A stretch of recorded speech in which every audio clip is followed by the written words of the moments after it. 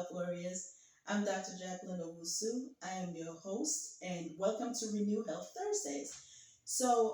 I'm the owner of Renew Health Clinic in Columbus, Georgia, as well as the owner of Dr. Owusu Skincare and Wellness, and the senior pastor for Living Free Now Church in Columbus, Georgia. So you're always welcome to visit us any Sunday. On this channel, we promote a healthy lifestyle in using the increased consumption of fruits and vegetables to, to heal your body. So it's really like a healing program, to heal your body, get off chronic medications, feel your best, and be your best for yourself and for the world. So that's what we do here. We do a lot of teaching, we do a lot of motivation, we do a lot of, coaching. So whatever your needs are, we can try and assist. And if we cannot help you, then we'll try and direct you to places that you can get help. So with that said, we also have supplements, that we make, as well as hair products, skincare products, and facial care products. And that's another way that you can support us. Okay. My main goal for this channel is to be able to educate people, encourage you, and then to be able to, let you know that you have the power to take control of your health. Okay, with the aid of your doctor, you can come off your chronic medications and you can feel better and have vitality and wellness. Okay. Last week, I think we did a video on are carbohydrates good for us? Are carbohydrates bad for us? So if you haven't had a chance to look at that video, please look at that video. And this week we're going to ask another question. Can diabetics eat fruits? Can diabetics eat fruit? But before we can even answer that, and the answer is yes, but before we can answer that, we need to understand how the body processes food. And, if you haven't watched that video on how the foods that we eat affects us, please watch that video as well, how the foods we eat affects us. Also, we have to understand the actual diagnosis of diabetes, because there are different types of diabetes, okay? And so we have to understand that and how the body even develops diabetes. So the two types of diabetes, type 1 and type 2, there's several types of diabetes, but on this channel, I'm going to focus on type 1 and type 2. And today, we're going to actually focus on type 2 because it's totally different than type 1. Type 1 is an autoimmune disease, okay, where the pancreas, the beta islets cells are targeted, and antibodies, actually target those cells and destroys them. That's type 1. So you'll notice a lot of type 1 people or type 1 diabetics are thin because they're not producing insulin, okay? A lot of times it also happens when they're young. That's why it's called juvenile diabetes or insulin-dependent diabetes, okay? Type 2, on the other hand, you have a lot of obese people who have type 2 diabetes, and that's more of a metabolic disorder. Still coming from the pancreas, but the pancreas, the insulin secretion of the pancreas is not affected. It's more the resistance of the receptors to insulin on the cell membrane, and we're going to go over that, okay? So please, before we continue, like this video, okay? Subscribe and share it with others and hit the notification bell. I've been told I need to say that because I really want these videos to go out so we can educate people. We have so many type 2 diabetics, okay, and even type 1s who don't need to continue to suffer. You don't need to get your legs amputated or your eyes, you're blinded by your eyes or your kidneys failing. There is so much that you can do to heal yourself. And it's just a passion of mine. If out of all that I do, if I choose one thing, then I would say it's diabetes, because it is something that you can really heal your body of, or, get better and have better, indices, better numbers, better vitality and wellness as you continue to take control of your health and the way you eat, okay? With that said, type 2 diabetes. How does one get type 2 diabetes? So over time, and it doesn't happen overnight, it's over years, okay? Type 2 now we're talking about. Over years, as we eat the standard American diet or the Western diet of fats and, lots of high protein, high fat, high processed foods, refined sugars, all of that, it causes acidosis and inflammation in our body, okay? When you eat anything that is high especially high carbohydrate, right? Then the body, what the body wants to do is it's gonna break down to glucose, okay, or sugar in the blood, right? And then when the body senses that there's sugar in the blood or glucose in the blood, then what it does is it will signal for the pancreas, okay, which I've described before. The pancreas is right underneath our belly, okay, right on the left hand side. It goes across, okay, to the belly. So um, from one side where the tail hits the spleen, and the head is by the small intestine, the duodenal opening of the small intestine. So it's a big it's an organ that has a huge function. So the pancreas will there's a cell in there called the beta cell. So when the body recognizes that there is a high blood glucose, right, or the glucose level is high or sugar is high in the blood, then what it does, it will signal the pancreas to release insulin. Insulin is a hormone and is released into the bloodstream, and then the insulin is going to travel to specific targeted organs or cells. So, for example, one of the main cells that it will go to will be your liver cells and your muscle cells, or your skeletal muscle cells, right? Because it wants to be able to push into those cells the glucose that's in the blood. How does it do that? On the cell membrane, but every cell, it has a membrane around it, okay? And on these cell membranes, there are receptors. So the insulin is going to come and attach to a specific receptor.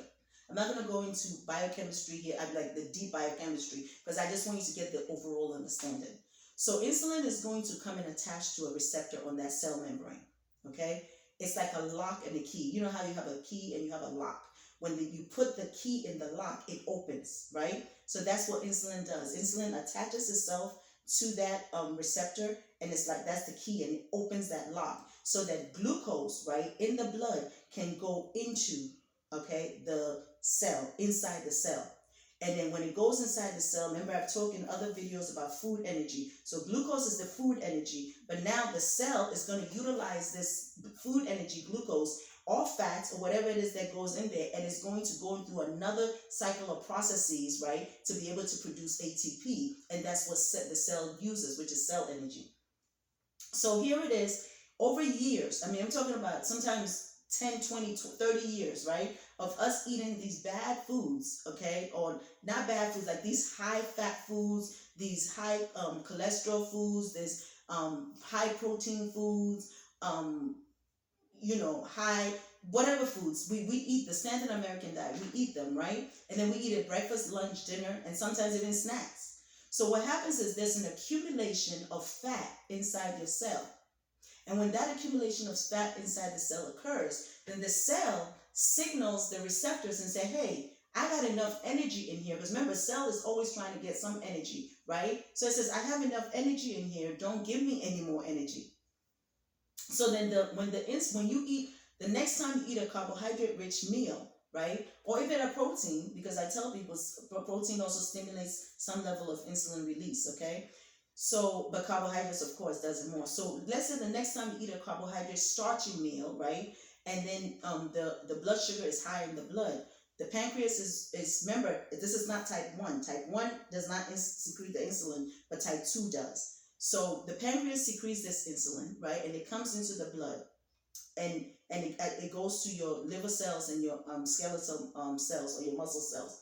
So now, when it's attaching, when the insulin is about to attach to the receptor on the cell membrane, the cell membrane has gotten a signal from the cell that it does not need any more energy. So guess what happens? The insulin cannot attach to it. So the receptor is resisting the insulin. That's what insulin resistance is. The cell, right, the receptor on the cell membrane, right, has gotten a signal from the cell and saying, hey, I don't need any more energy. Hold up. So insulin cannot attach to the receptor because it's the receptor that's rejecting it, because the receptor has gotten information from the cell that it doesn't need any more glucose or energy going into the cell. So with that said, insulin becomes resistant. The receptor is resisting the insulin. So that's what you call insulin resistance. When insulin resistance happens, and if you don't check it, right, over time, because this is an accumulation of time, over time, and you don't change the way you eat, right, you don't change the way you eat, this is happening in your body, then over time, then what happens is your body becomes even worse insulin resistance, and that leads to pre-diabetes and diabetes, type 2. So that's when you go to your doctor, and your doctor does your annual blood work and your A1C, which is how we measure, okay? Let's say your glucose can be high, but your A1C is measuring what the activity of your blood sugar, what it's been doing, what the sugar has been doing in your blood for the last 3 months.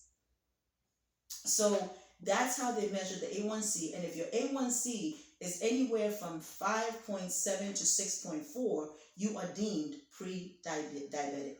Anything above 6.4, you are diabetic, type 2. Okay, so the A1C can also be elevated for type 1, but I'm not talking about type 1 now.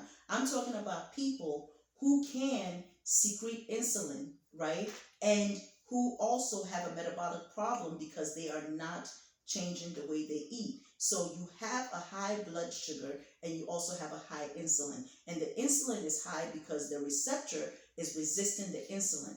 So the thing is, what can you do about it? Because you can do something about it, right? So now you have all these problems. You go to the doctor, your A1C is high, you're urinating a lot, you probably have tingling of your fingers, or your fingers are numb, you feel fatigue, you have gained weight, you cannot lose the weight, right? You're like, I've tried everything, I can't lose the weight. It's not your fault. Your body is insulin resistant. You start getting belly fat, your hormones are all out of whack. I mean, there is so much. Your eyesight is getting bad. Your feet is just getting numb. So many things are happening in your body, all because of that simple thing that you can fix. Now, how can you fix it? So I just said that one of the biggest problems is that you have all this fat that you have eaten over the years accumulated in the cells. Okay, intramyocellular fat. So how do you get rid of this intramyocellular fat? Well, one of the first things is fasting. If you do water fasting, right, anytime you go to bed at night, after you eat and you go to bed, that's why it's not good to eat at night, okay? Because anytime you go to bed, you finish your last meal, so the time you have the first meal, that's where that whole intermittent fasting comes in, because your body is relaxed, is digesting the last food that you put in, and your insulin level and your glucose level is eventually going to come down. So you hear what I said, your glucose level and your insulin level is going to come down. But a lot of us will wake up in the middle of the night and eat.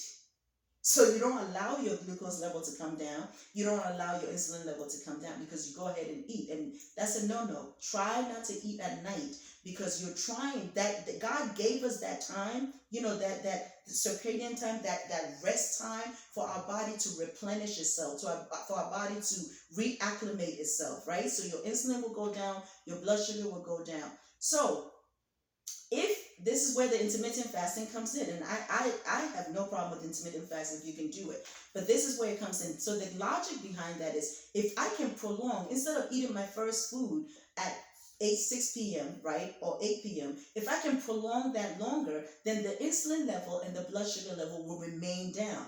And if it remains down, then your body goes into healing mode, and your body is healing. So instead of your body being in digestive mode, where it's digesting and digesting and digesting constantly, and it takes a lot of energy to digest. So now all that energy is gathering into, healing your body. Okay, so that is very important at nighttime, that's when your body replenishes itself, that's when your body heals itself, that's when your body just goes into, its best healing mode. Okay, so with that said, water fasting. Let's say you water fast. Let's say you're like, okay, you know what? I can do this water fast for. Not everybody can do water fast. I'm not saying that's the only way. I'm just giving you examples of how you can get rid of that fat that's stored up in your cells. So let's say you get up and you're like, you know what? I'm gonna do this intermittent fasting that they said, or even water fast till like 12 p.m. right? Or to 10 p.m. Whatever time you can start. Then as you start, your body will get better. Okay, so let's say you say, okay, well, I ate my last meal at 6 p.m., right? So at 6 p.m. last night, The next morning at 6 a.m., that's 12 hours. So if I don't eat my meal until 8 a.m., then that's at least you fasted for 14 hours. If you say, okay, well, if I don't eat my meal until 10 p.m., then you fasted for 16 hours. So then from that 10 p.m., now if let's say you do 6 p.m. at night to 10 a.m. in the morning, sorry, 10 a.m. I meant, 10 a.m. in the morning, that's 16 hours of fasting, right? So then you can tell yourself, okay, well, let me now eat from that 10 a.m. to 6 p.m., which is 8 hours, let me eat. That's how you can start your intermittent fasting. And then as you get good at it, you can say, well, let me push it back to, eating at 12 p.m. And then that gives you 18 hours of fasting. And your blood sugar is down, your insulin level is down, your growth hormone goes up, which is healing your body and helping you. You understand? So that's what that whole thing is. Some people can, you don't just jump into doing a 24-hour water fast. You got to gradually do it. So let's say if you cannot do intermittent fasting for more than 12 hours, then eat your last meal at 6 p.m., start your first meal at 6 a.m. You see what I mean? That's 12 hours. Or eat your last meal at 6 p.m., start your first meal at 7 a.m. That's 13 hours. So there's ways that you can do it. Everybody is different. You start slow and you build up.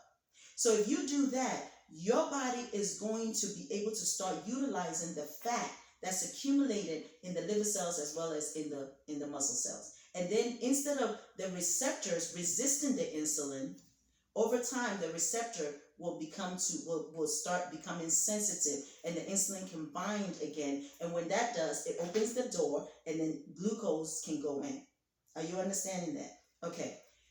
With that said, the second thing that we need to look at is a low fat diet, a low fat plant-based diet. And the reason why I advocate a low fat plant-based diet on this channel is because when you do plant-based, when you do any type of unprocessed plants, fruits and vegetables, the fat content is low anyway. As long as you do not process it or you don't add added oils and meats and stuff like that, the fat content is low. So your body is going to utilize it, but then guess what? It always needs fat. So it's going to now start burning the fat that's accumulated in the cells. And then you start becoming insulin sensitive instead of insulin resistant, meaning that the insulin can bind again and be able to utilize it. The third way, so the first one is water fast, I said, or intermittent fasting. The second one is the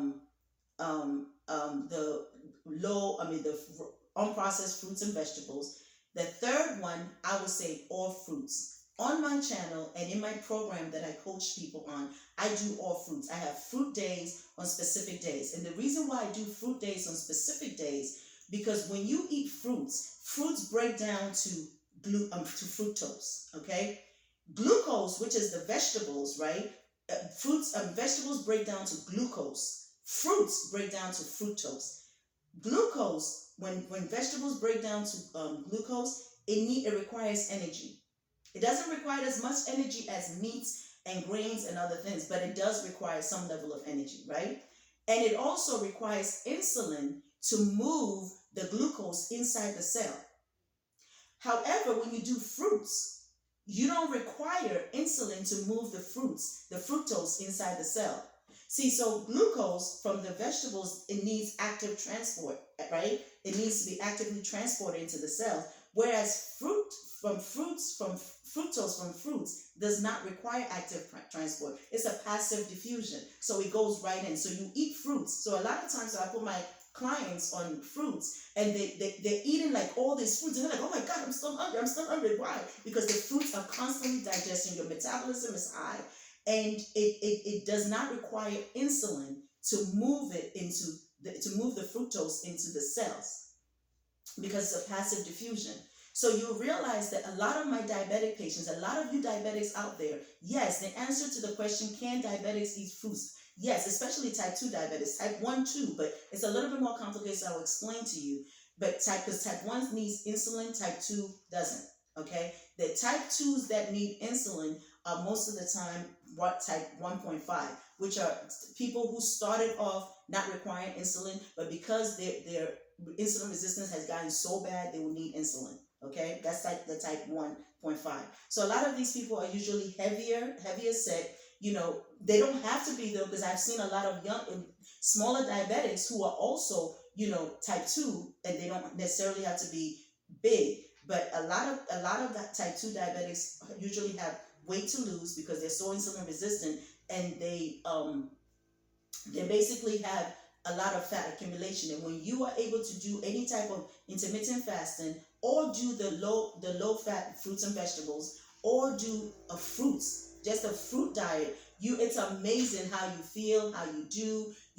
I'm telling you, you do wonderful. Okay? And you do wonderful because the fructose energizes your body. You get really, really good, and it just pulls all of these things into your body. So I just want to be able to let you know that you can do this. You can actually you can get rid of your diabetes and cure yourself, especially type 2 diabetics. So I just want you to know that this is important. You can do this. Don't ever think that you don't have control. You do have control. You can do this. You can cure your diabetes type 2. You can get rid of chronic medications. You can improve your eyesight. You can improve your kidney function. You can improve your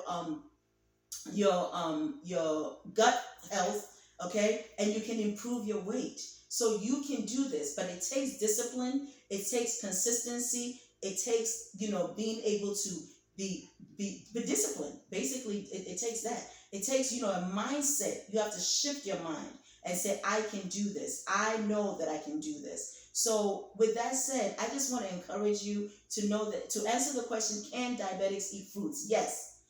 Type 2 diabetics can eat fruit. Even type 1 can eat fruit, but right now I'm focusing on type 2 diabetics, okay? Because to me, that's the easiest. You can eat the fruits and let the fruits replenish you and heal you, and then your A1C is going to start coming down, your blood sugar numbers in the mornings are going to come down, and you're going to feel great, and you're going to have an overall vitality and wellness. So with that said, I just want to thank you today. I always want to leave you with a motivation, and this motivation today is, when you look at the glass, okay, you can look at a glass. If you take a cup, this is not see-through, but you can either look at it as half full or half empty. And if you look at it as half full, right, then you are being, thankful to God. God, I thank you for what I have. I might not have $1 to my name, but I thank you that you woke me up and, I'm healthy and I'm doing well, and I'm able to speak, I'm able to move, because there's some people who can't move. There's some people who can't see. So just be thankful to God for where you are, because whatever situation you have, it can be worse.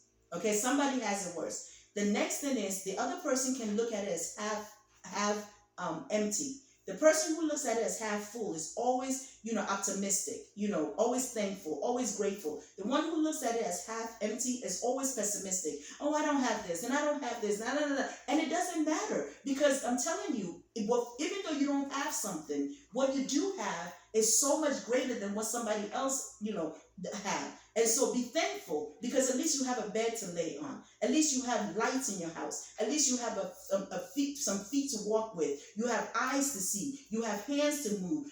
Nobody's feeding you. You can feed yourself. Do you understand? So be thankful for where you are, and always look at the glass as half full. Your situation will always change, because the Bible tells us that there is nothing under the sun that lasts forever. Everything has a season. So guess what? Everything changes. There is a timing for everything. Your situation, the storm you are in, will last. It will not last. It will stop.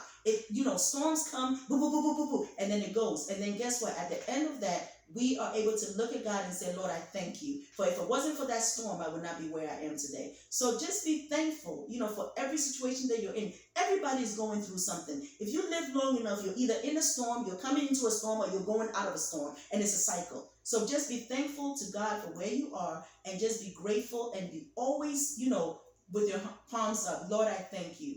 Lord, I thank you. Lord, I thank you, because it can be worse. So with that said, I love you. I know God loves you more. This is part 1. Next week, we're going to do part 2 on that. Can diabetics eat fruits? And yes, they can. And we're going to discuss type 1 diabetic, or even type 1.5. And then you can, if you have any comments or questions, leave them below or call our number. I love you. I know God loves you more. And with that, goodbye. Until we meet next Thursday.